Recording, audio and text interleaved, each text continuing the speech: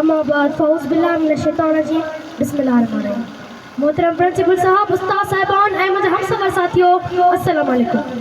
अॼु मूंखे जंहिं मौज़ूअ ते ॻाल्हाइण जो मौक़ो ॾिनो वियो आहे उहो आहे एकता जो ॾियारो।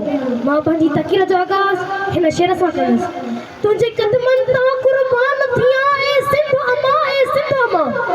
तुंहिंजे क़दमनि तां क़ुर्बान थियां ऐं सिंध अमा ऐं सिंध अमा। तुंहिंजे पेर पुठीअ तां घोर वञा ऐं सिंध अमा ऐं सिंध अमा।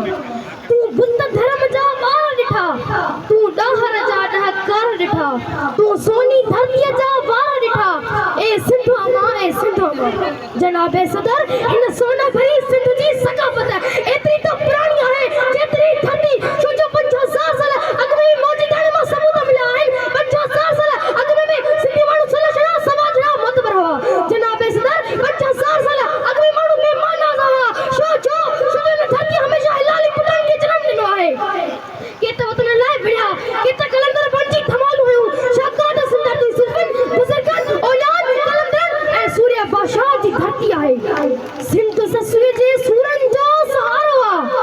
सिंध ससुए जे सूरनि जो सहारो आहे। सिंध मायूस ससुई ऐं मारवी जो मुल्क आहे। भले को बि ॾिसावर मिली वञे, सिंधी सभु समाजड़ा, सिंधी सभु समाजड़ा। जे जाए हुजनि सदाई सुखिया हुजनि हिन मुल्क मलीर में, सदाई सुखिया हुजनि हिन मुल्क मलीर में।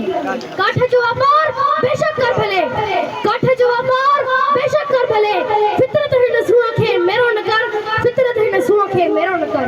ही दर्द आहिनि सिंधी धरतीअ जा, ही दर्द आहिनि सिंधी धरतीअ जा। तूं हवा जे ख़्वाब खे हीरो न कर। मोज़िज़ हाज़रीन, केरु अचनि था, केरु अचनि था, सिंधुड़ीअ जा हू शेर अचनि था। ललकार त ॾिस, तदकार त ॾिस, हू नारनि जी उभडार त ॾिस। मज़बूत कुल्हनि ते अजरक आहे, मज़बूत कुल्हनि ते अजरक आहे। ॾिस भटके सां आहे दोधा पुट, ॾिस झटके सां आहे चौधा पुट। हा मुर्गी पया में राण लॻा, सर विच लॻा, सर वण लॻा। की आर सीर के खान वॾा, सभु धरतीअ जा दरमान लॻा।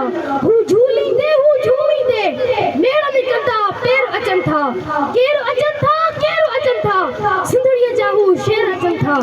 तारीख़ सवारे बीठा ही, तहज़ीब उजारे बीठा ही, को ॿारनि वारे बीठा ही, को शोर उभारे बीठा ही। मां पंहिंजी तक़रीर जो इख़्तिताम हिन शेर सां कंदमि। हा मां सिंधी आहियां, हा मां सिंधी आहियां। सिंध मथां सिर घोरींदसि, आज़ादी मुंहिंजी मंज़िल आहे। ज़ंजीर तुंहिंजा मां टोड़ींदसि, हिन धरतीअ ते कर ज़ुल्म भले, हिन धरतीअ ते कर ज़ुल्म भले। हिकु ॾींहुं त हिसाब थियणो आहे, हिकु ॾींहुं त हिसाब थियणो आहे। ही तुंहिंजा कूड़ा वाइदा